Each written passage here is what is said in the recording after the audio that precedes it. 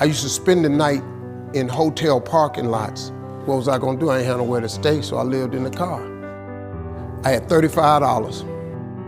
And I said, come on, God, man, I've been trying to make this dream come true. You done left me out here like this.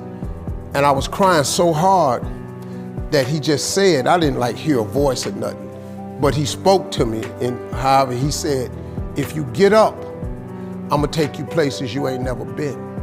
Now I was finna quit. So I said, skip it. I'm gonna quit anyway. So I got in my car, I went to a payphone, and I was gonna call my dad. You remember back in the day where you could punch in a code and call your answering machine and get your messages? So I called, and I punched in the code, and it said, doop. He said, hey Steve, this is Chuck Sutton with Showtime at the Apollo. We saw a tape of you.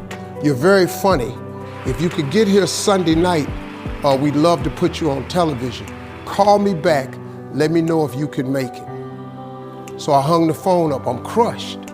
Cause my whole dream of being on TV, and I couldn't get to New York. I got $35. How I'm gonna get to New York? I can't make it. So I'm standing there at the phone booth and tears just coming down my face. I said, God, so that must be a sign for me to go home. Cause this it, I ain't even got the money to go to the Apollo. My whole thing, I wanted to be on TV, I couldn't even make the dream come true. This is the most messed up moment. And so I said, man, let me call this dude back and see if he said this Sunday. Cause maybe he said next Sunday and I can hustle up a little bit of money or something. I don't know what I'm gonna do, but let me just call him back. So I called him back. Steve, this is Chuck Sutton, Showtime at the Apollo. We saw a tape of yours, you're very, very funny. Look, we have an opening Sunday night at Showtime at the Apollo. If you can make it, we'd love to put you on TV. I said, it's this Sunday. Before I hit the button, I heard, doop, you have another message. Now, it wasn't there before. So I punched my code in, I listened to the second message. It said, Steve Harvey, this is Tom Sobel from the Comedy Caravan. This was a Thursday. He said, I have a gig in Jacksonville, Florida on Friday night that pays $150. If you can get there Friday night, you'll make $150. So I called him back and I said, hey Tom, did you get a gig away? He said, no, it's still available. He said, can you get there? I said, I'm in Pensacola, Florida. I'm 3.5 hours away. So I drive to Jacksonville, Florida, and that night I made the 150. The club owner said, man, you funnier than the guy we hired. If you stay tomorrow night, I'm gonna give you another $150. So now I got $300 now. So I get on the phone, I call Chuck Sutton. I say, hey man, is the gig still available at Showtime at the Apollo? He said, well, we got one opening left. I said, I'll be there.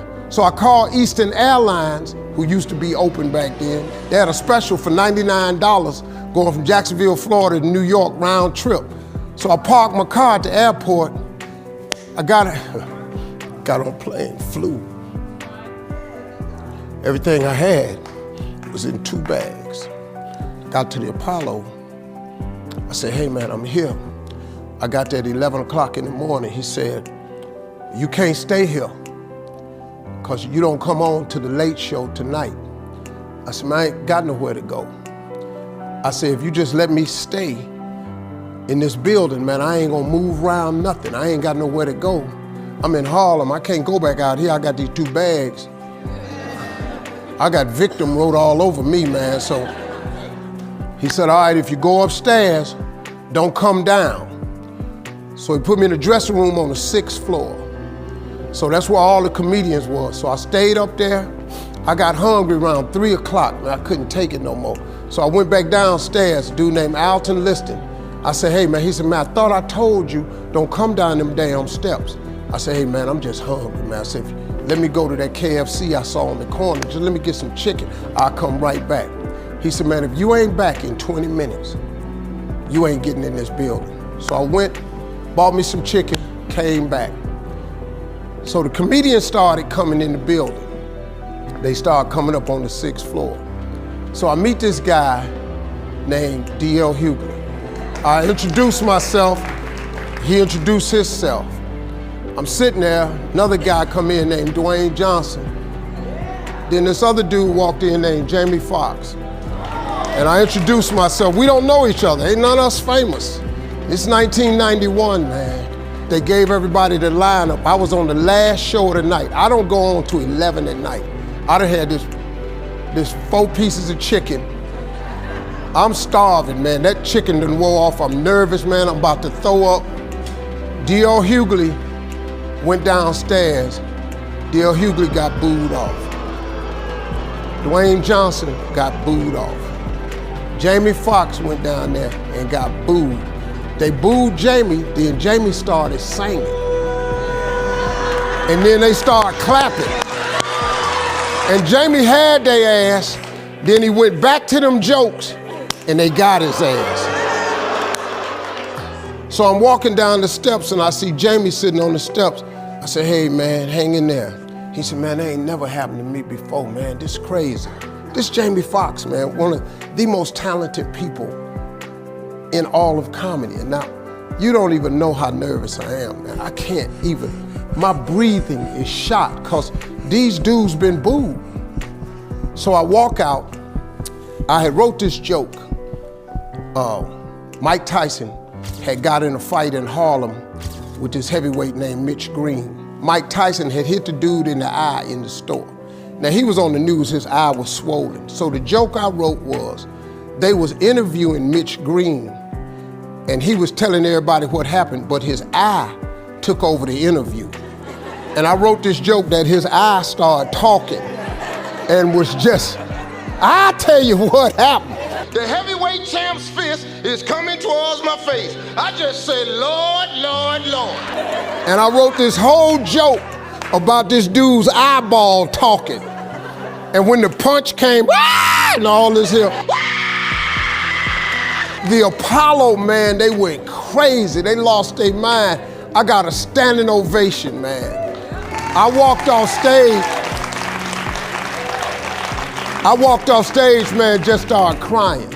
I couldn't believe it. They paid me. I made $750 for being on TV for one night. I'd never made $750 telling jokes in one night. And so that was my first television appearance. A couple weeks later, Sinbad was the host of the show.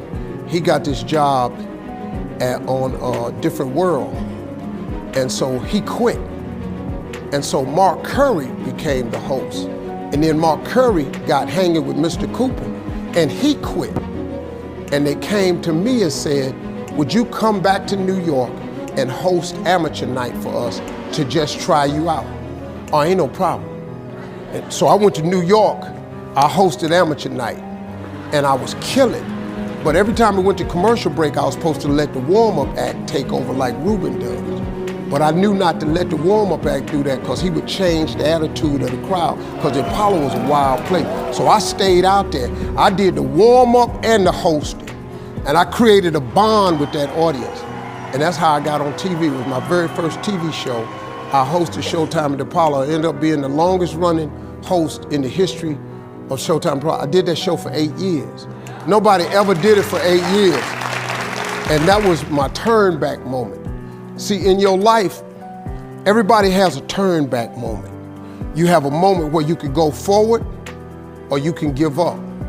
But the thing you have to keep in mind before you give up is that if you give up, the guarantee is it will never happen. That's the guarantee of quitting, that it will never happen no way under the sun. The only way the possibility remains that it can happen is if you never give up no matter what. Because God is always coming. He's never too late. At your worst moment, look man, when they told me I had to be in New York, I saw no way I could get there. But that God though, he make the phone ring.